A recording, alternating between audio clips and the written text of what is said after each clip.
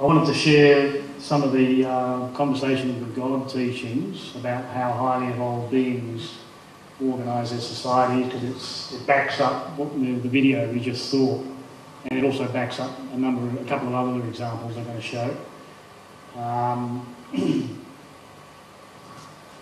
where's the best place to start? Well, for highly evolved beings, they live in clusters, or what your world would call communities. But for the most part, they have abandoned their version of what you call cities or nations. Cities became too big and no longer supported the purpose of clustering, but worked against that purpose. They produced crowded individuals instead of a clustered community. The one above, you've torn apart your families, disassembled your smaller communities in favour of huge cities. In these big cities there are more people, but fewer tribes, groups or clans, whose members see their responsibility as including responsibility for the whole. Yours has become a singular society rather than a plural one. That is, a society made up of individuals rather than groups. Yeah, so there are things in big cities which you don't get in communities away from the big city, but that only creates problems. It doesn't solve them. There's jobs and there's services and entertainments which cannot be found in smaller towns, but it's according to Conversations information, our mistake is calling these things valuable when in fact they are detrimental. A couple of examples is when you're in a big city and you're not part of a clustered community, you're on your own, mate. If you want to go and build a house, you've got to find your own whopping great bank loan to buy land and to build a house. Nobody's going to help you, right? And so you're tied to a system where you have to earn lots of money so that you can pay the large infrastructure costs. It's the infrastructure costs which make the land prices so high. The local councils are going to insist on a whole range of services. And it wasn't too long ago where you weren't even allowed to have a water tank. Right? That's changing. Funny enough, they're starting to encourage those. They're starting to encourage people having their own power. But anyway, that's just a couple of small examples. Also, for highly evolved beings, or Hebs, they do not possess, Hebs caress. That is, they hold, embrace, love and care for things, but they do not own them. Right? So in a highly evolved society, there is actually no concept of ownership.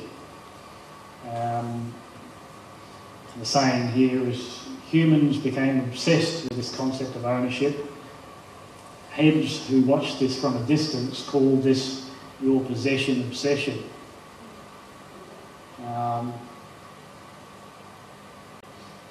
The one on the bottom, the Heb experiences personal ownership in the sense of holding personal responsibility for every good thing in his care. The closest word in your language to describe what a highly evolved being feels about what you would call a prized possession is stewardship.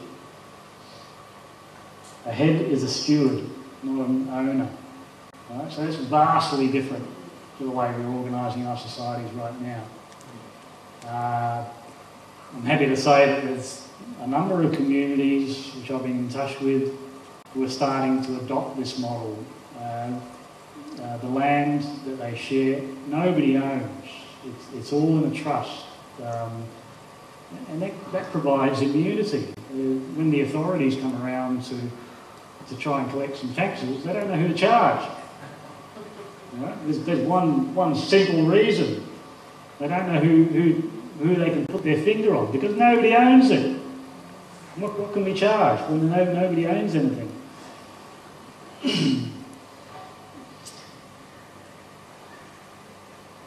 Now, the last one is really interesting. Human beings are biologically capable of creating children while they are children themselves. Don't we know that? Which it may surprise most of you to know, they are for 40 or 50 years.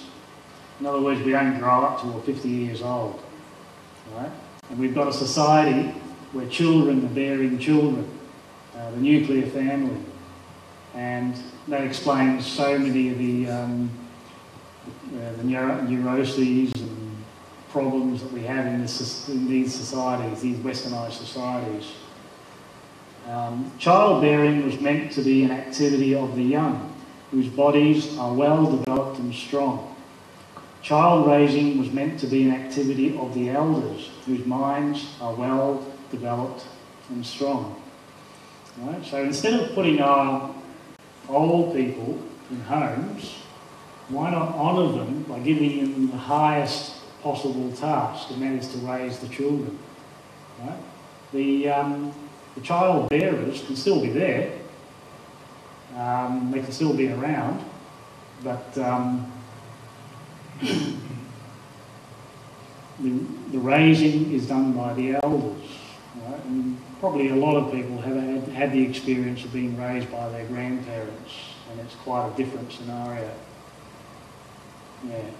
Now, what I've read out here, right, I'm not taking in isolation. It's not just something that I've read in a book, like, you know, I did read this in a book. I can back all these things up, and I will be backing up all these things tonight. We've already backed up some of them in the previous video. So let's go on.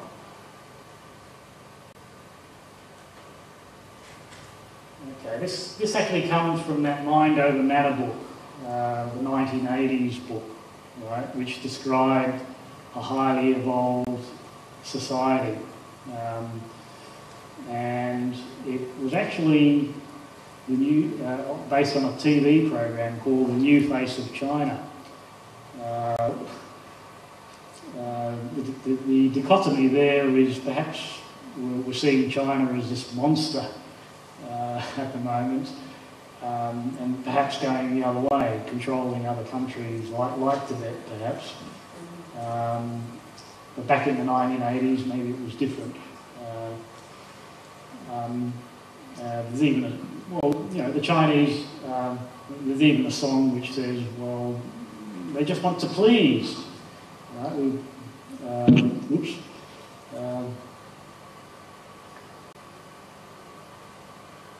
So, in this inquiry,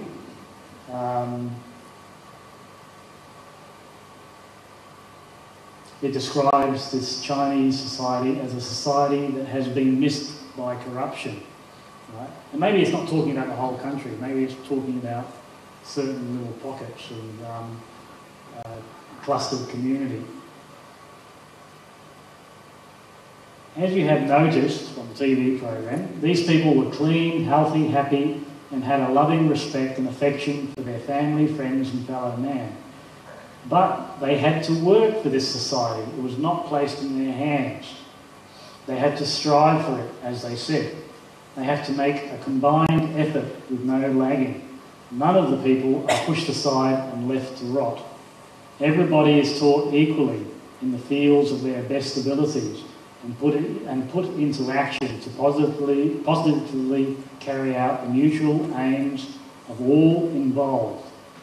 This is an exceedingly good system for existence. Of course, it does away with many of our rich, fat, bloated individuals.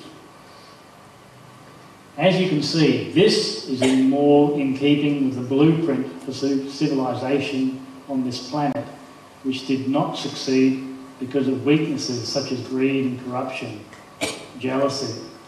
Well, as I have made you aware, we have a dismal failure on our hands. And now we have to contend with the beginning of the end. There will be much strife before the final blow.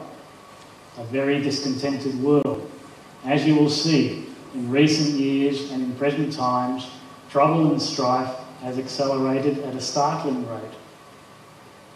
So, for the future years, it will continue and accelerate at an even more startling rate, bringing about a totally explosive situation that will cause its own downfall. Like the previous statement, perhaps we've got through a lot of that already. We did see an acceleration of strife. I'm sure you'd agree with that. I mean, this was written in the 1980, and if you recall, the 1980s was the decade of greed and corruption, and it got worse and led to, it led to self-inflicted terror, destruction of the World Trade Towers, as an example, and we still don't know who are the true perpetrators.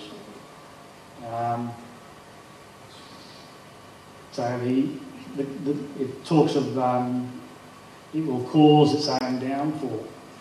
Well, perhaps that's what's got to happen. There's an idea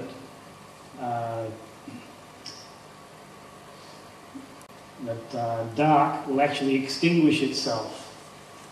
Right? If you light a candle in the room, it lights up the room. There's nothing you can do on the dark equivalent. Right? You can't light a dark candle and it darkens the room. The light will always win.